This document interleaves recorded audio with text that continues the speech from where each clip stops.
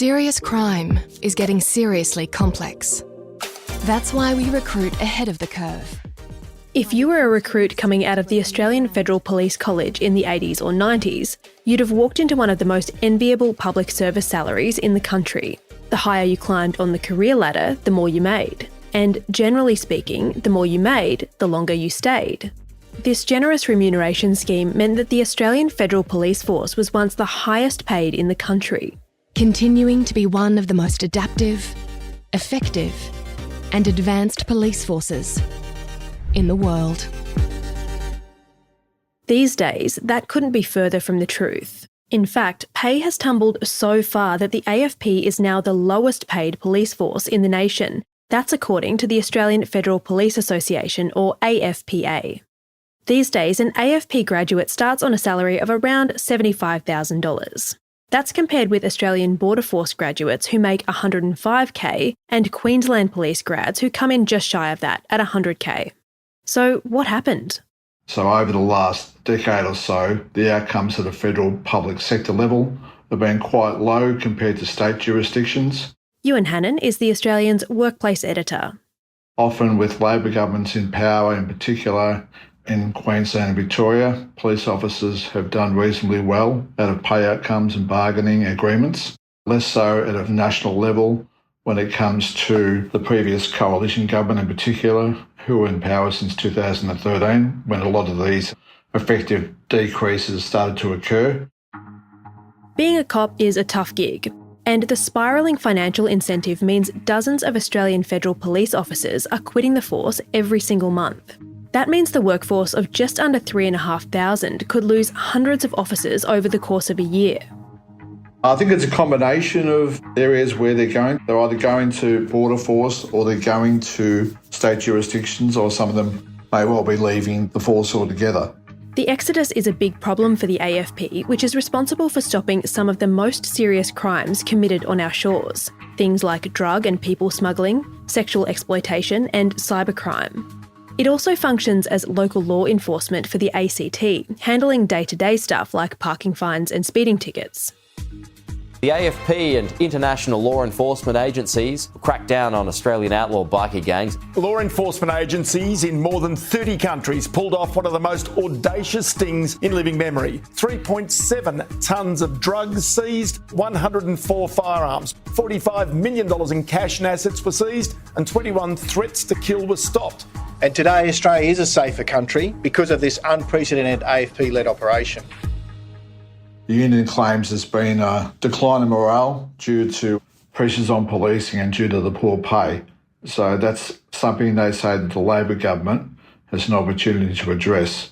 And if they don't address it, it's going to get into a situation where the AFP can't really meet its duties in relation to local policing, but also some of the roles it has in international peacekeeping, organised crime, and other areas where it works with international jurisdictions.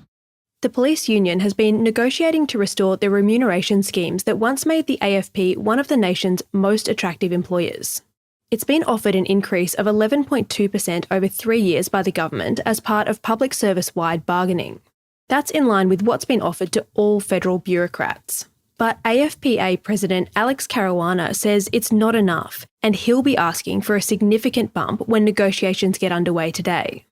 There's a combination of factors driving the union's pay increase for federal police officers. At the one level, like a lot of other unions and workers across the country, they're arguing there is a need to address cost of living pressures. In the case of the AFP in particular, they say if you're a young person and you're thinking about being a police officer and pay is a motivator, which they say it generally is, the AFP would be your last choice in terms of pay at the moment.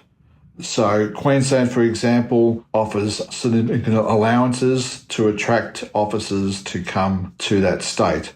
So as well as a base salary, our police officers get a range of allowances on top of that base pay. So obviously, like teachers and like nurses, police officers are in demand, and state jurisdictions in particular are suffering shortages. So they're trying to find different ways to attract police officers. And the union says the AFP is losing out because of that.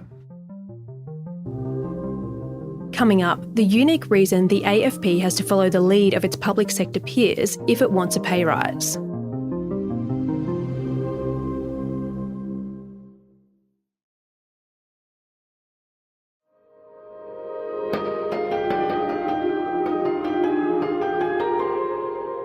I think it's really important for everybody to understand the amount of pressure that was on the investigation team to get this done. We had a significant amount of external pressure from the media.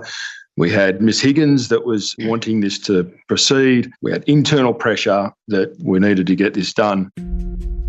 That's the voice of Detective Superintendent Scott Moller. He was giving evidence at an inquiry into the ACT's criminal justice system earlier this year. The Sofronoff inquiry, as it was known, was probing the handling of Brittany Higgins' alleged rape by former political staffer Bruce Lehrmann inside Parliament House. Lehrmann has always denied the allegation. The inquiry was instigated by former ACT Director of Public Prosecutions Shane Drumgold. He alleged AFP officers acted improperly and interfered with the investigation. Here he is in the witness box at the inquiry. The police involved had displayed a passionate interest in this matter not proceeding, and that's what concerned me. Drumgold wound back his allegations over the course of the inquiry, and Board Chair Walter Sofronoff found the police made mistakes, but that no misconduct occurred. But the damage was done. According to Superintendent Moller, officers were under intense pressure to progress the case to prosecution, and many couldn't cope. More than a dozen police assigned to the case went on long-term sick leave to deal with the psychological fallout of the investigation, the sensational cancellation of Lehrmann's trial, and the subsequent inquiry. Others transferred out of the sex crime unit. Legal counsel acting for the officers told The Australian in August that, quote, "careers have been lost and reputations severely damaged, all of which was entirely unnecessary." Granted, not all police investigations are subject to the same level of scrutiny, but it's into this environment that the Australian Federal Police are trying to recruit new officers. It's also trying to keep the ones it has on significantly declining salaries. The Australian Federal Police Association is aiming to remedy it through collective bargaining by pushing for a pay rise over and above the 11.2% that's been offered. But if the negotiations go south, don't expect to see the AFP on strike. The unique thing about the AFP is that generally AFP officers are banned essentially from taking any industrial action that's going to endanger lives or put at risk the operations and safety of people. So they're very limited in the industrial action they can take. And that's another reason why the union says they should be treated as a standalone sort of body and have a separate agreement from the rest of the public sector. In the past, AFP officers, the most they've been able to do is not issue parking notices and speeding notices to people in Canberra and the ACT. So that's quite popular with the public. But in terms of being able to take broad industrial action, they're hamstrung by legislation. And so what they're trying to do is run effectively a moral argument and an industrial argument about the need to stem the labour shortages and to stop the bleeding in terms of recruitment and retention. Skipping out on speeding fines will only get you so far when you're gunning for a significant pay rise. And Ewan says that's why today's negotiations are probably only the first step. Beyond the administrative bans that they could put on at a local level in the ACT in Canberra, they can't really take effective industrial action. So the bargaining will continue.